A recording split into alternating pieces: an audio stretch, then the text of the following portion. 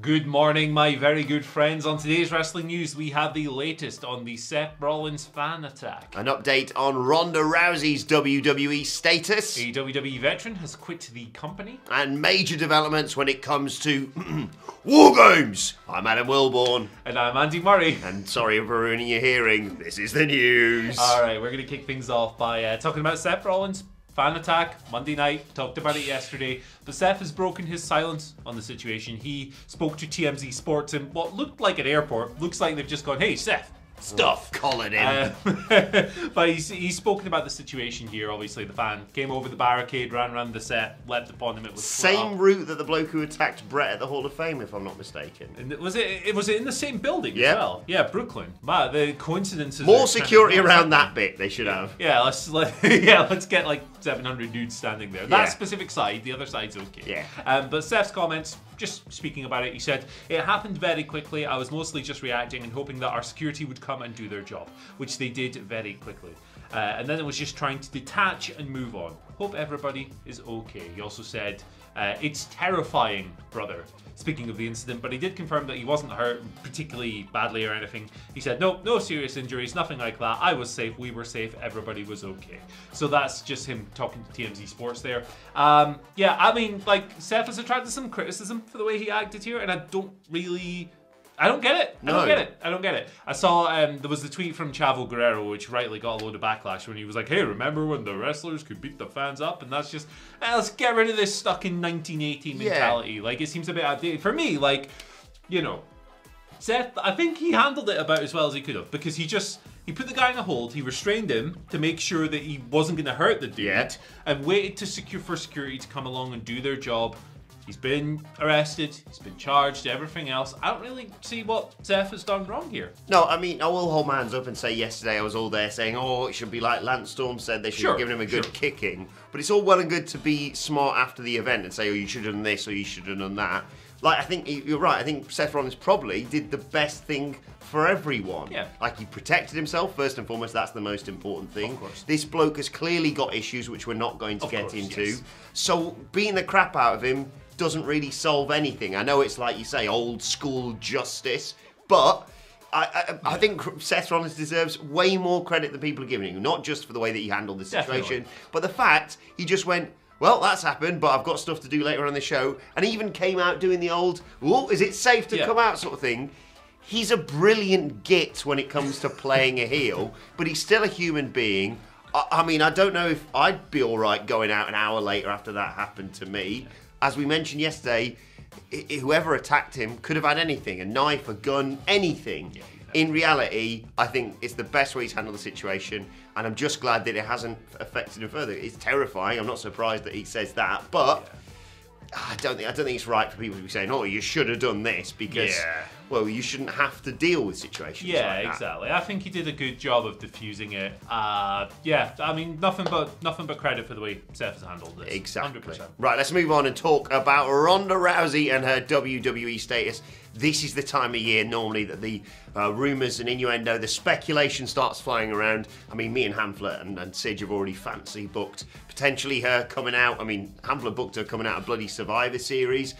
We've already speculated about whether or not maybe she could be the winner of the Royal Rumble, for example, the number 30 entrant or something like that. But she's been discussing her WWE status because we don't really know what's going on there. In a recent Facebook Live chat, she said, when asked about whether she's contracted to WWE, she said, I don't think I am, but who knows? That's a question for the lawyers. I suppose she's kind of got bigger fish to fry right now. Yeah. That fish being a baby fish. A baby. She's had a baby, basically. And congratulations to her and her partner regarding that. She's obviously dealing with it right now. As always, wrestling fans have gone, yeah, but she gave birth like, I don't know, 2 minutes ago, so she could be in the, the show next week, right? Look, she needs to take her own time, but she is, I'd say, one of the few major cards WWE haven't played yet. And as much as she's sort of cast out on whether or not she's contracted to WWE, I feel like this is a Brock situation. She ain't going to pop up in AEW anytime soon. Oh, no, absolutely not. Absolutely not. I think if she does come back to wrestling, it'll be through WWE. She's established there. She's probably built working relationships with various people in the company. I often feel like when Ronda's talking about the fans, as she's often done over the past couple of years, on various reactions that she hasn't been particularly happy with, I often feel like she's maybe working to a degree I agree. to try and generate something for a comeback. So I'd like to see her back in pro wrestling someday. I thought she was awesome. One of the best debut years ever. Oh, It's her and Angle, basically, isn't it? Definitely. And even from the first WrestleMania match she had with Triple H, Stephanie, and Kurt, that was just. Should we watch so that in the much office fun. today? Let's do it. Yeah. Let's do it. But yeah, I'd like to see her back. We'll see if it happens. Don't turn her heel when she comes back straight away, please. Just be nice. have her beat up Steph again for me, but be nice. Steph the chef. I thought Steph was the. We got multiple chefs. Lots of chefs in WWE. Really, Don't give them any ideas for new gimmicks. Yeah, Come we've on. really gone off the rails here, but Scotty 2 Hotty's gone. Oh, hang on. Well, maybe gone. Yeah, do gimmicks. I got to put these on because his future's so bright. I got to wear shades. Love that boy. There he goes. Yeah, so Scotty 2 Hotty, who's been working for WWE as a trainer in NXT since 2016. I'm undercutting the story, I feel bad. He revealed on Twitter last night that he's asked for his release from the company. I'll read you what he posted here. It's quite a while, and I'm a mealy-mouthed idiot, so this will take a moment.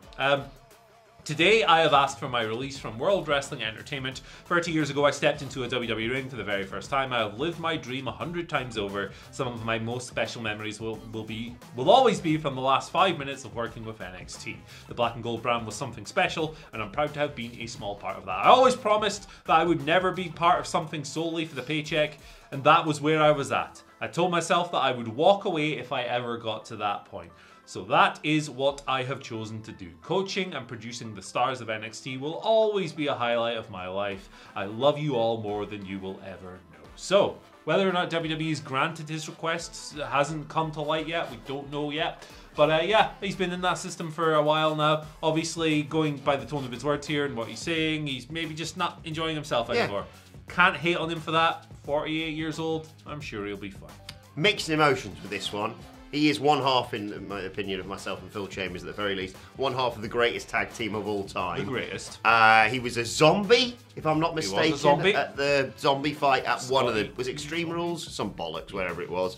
Yeah, like I say, mixed emotions, because one way I read this was, maybe you might wrestle again occasionally for some indie promotions or whatever it may be. I love the worm. It forever will pop me. But also, yeah, I can completely understand where he's come from. If you worked in NXT for the last few years, it's a very different place. Maybe for better in some ways, maybe for worse in other ways. And yeah, I can completely understand that he's decided to do that. We wish him well, whatever he decides to do. I think he's genuinely one of the best guys in the business. Everyone's got nice words to say about him. Best luck in whatever he does next, but not exactly a ringing endorsement of the changes in WWE recently, I'd say. No. Or he just wants to do other stuff. Yeah, maybe he's got something else lined up. Who knows? But what is going on in NXT, Andy Murray? We already had one of these, but now we've got more WarGames development. So we already had that match with Toxic Attraction and crazy Dakota Kai. She's the Joker now. Oh, Jesus. Love her. Stop giving her crap stuff to do, basically. They were developed that match last night. The team of Cora Jade and Io Shirai and Raquel Gonzalez was joined by Raging Kaylee Ray. Smashing bottles and stuff. Yeah, that was confirmed. We've also got the men's WarGames match. It is the old school versus the new school, I believe. The old school being Gargano, Ciampa, Pete Dunne, and tenured NXT star. I don't know how many years he's been with this promotion. 10 months. Okay, LA Knight, and they will be fighting and losing to Grayson Waller. Carmelo Hayes, the NXT North American champion, defended his title last night, and there was a big schmoz at the end, which led to this. Tony D'Angelo, who's going to do something bonkers, no doubt. Mentioned another Sopranos character last night. Hesh. And Braun Breaker, who said say the line, WarGames said that. We've also got a tag team title match on the cards. It's Imperium defending either against Legado del Fantasma, probably not, or Kyle O'Reilly and Von Wagner. Dumbass. Who's got heart, you dumbass.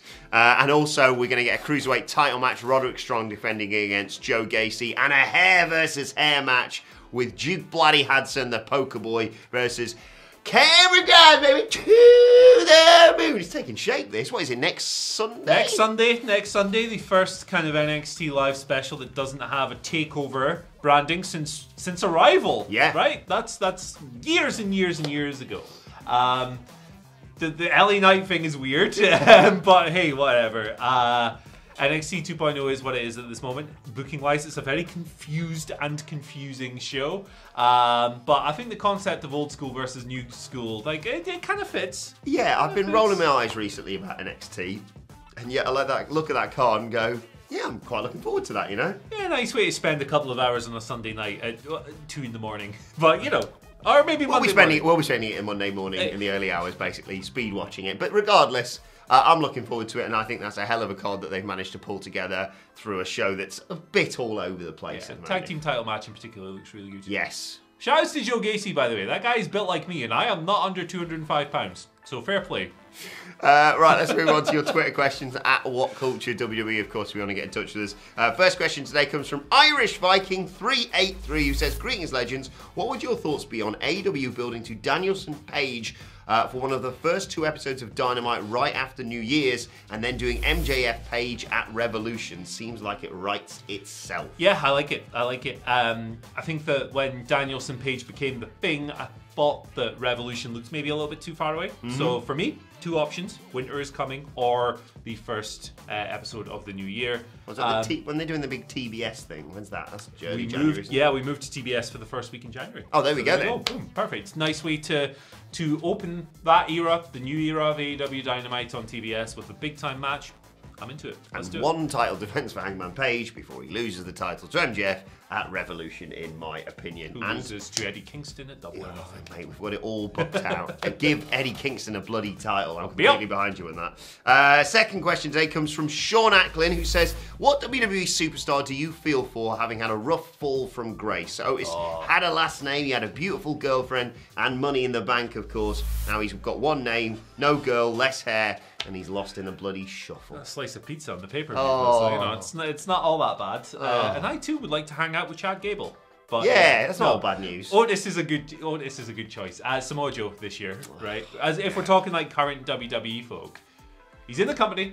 I mean, you know, he had wrestled in ages and all that stuff, and the injuries and whatever. But he gets released. He comes back in. Triple H is going to work with him. NXT authority figure. It's cool. It's nice. Feud with Karrion Kross. Wins the NXT title. Vince goes, "No, don't like this brand anymore." Changes everything. Joe mysteriously drops the title for an injury that still hasn't been explained, and now he's just not on TV. He's had a crap time, the poor guy, and I feel for him because I love him. Yeah, I think, Sean, to be honest, I could name pretty much anyone who's been released by WWE in 2021.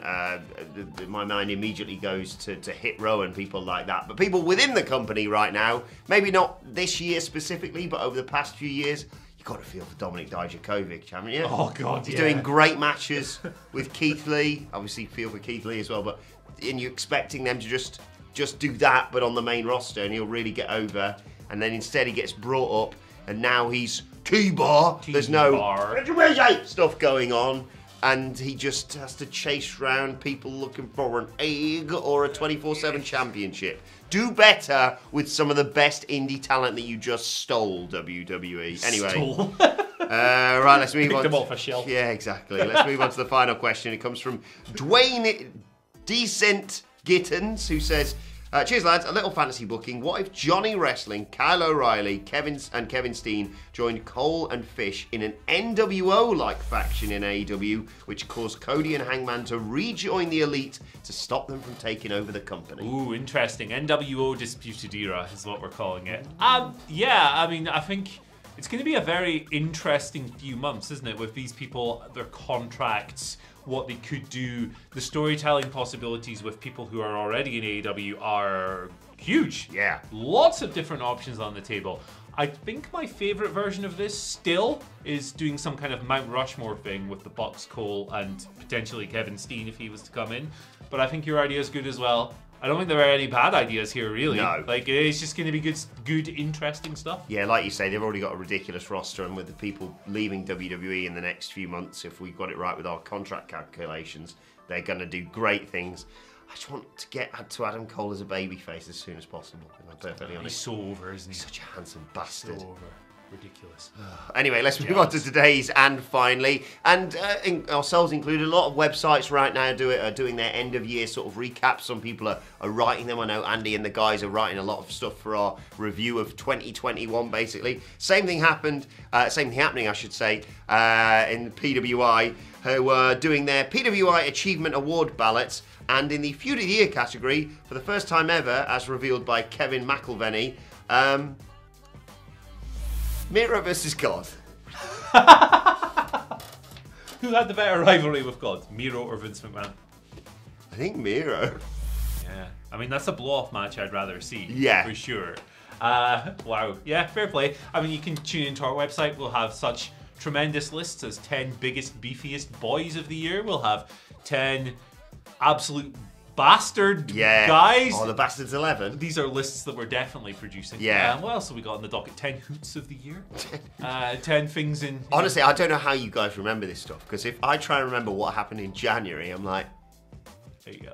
It was 84 years ago. Yeah. It's been a wild 12 months, and I look forward to verbatim reading whatever you write about for the top 10s of the year, because I can't remember half of it. I'm doing 10 best wrestlers of the year, so that is going to cause a few arguments. Tell me when that comes out so I can be on Twitter with a nice big bag of popcorn. I've already picked number 1, baby. Oh, He is the no best spoilers. head of the table machine dragon. Are you going to acknowledge him? No, you're not, are you? No, because it's Don't say it. Save it for Ludo. Twitter. No shade. I love Evil Ludo, but he's number 1. Let's know your thoughts. Where have we gone with this? Let us know your thoughts on that and all today's news stories in the Of course comments he's number section. 1. His name's Uno. Isn't it? Yeah, naturally. Let us know your thoughts on everything in the comments section down below. Don't forget to like, share, and subscribe. And subscribe to What Culture Wrestling, wherever you get your podcasts from, for daily wrestling podcasts. We're going to be reviewing NXT 2.0 and looking ahead to AEW Dynamite, where Colt Cabana is going to be murdered by Bryan Danielson. You can also let us know your thoughts and Twitter questions on Twitter at WhatCultureWWE. Watch there, follow both of us. You can follow Andy Murray at Andy H. Murray, and the H today stands for, hey, if you made it to the end of this absolute crapshoot of a video today, congratulations. Good for you. You can follow me. This is your reward. You can follow me at Adam Wilborn on Twitter. You can follow us all at WhatCultureWWE. But for now, my thanks to Andy Murray. Thank you for joining us. This character legitimately sweats out of his nipples if you press the button on his back. Thanks for watching. We'll see you soon. Oh, it's not got any water in.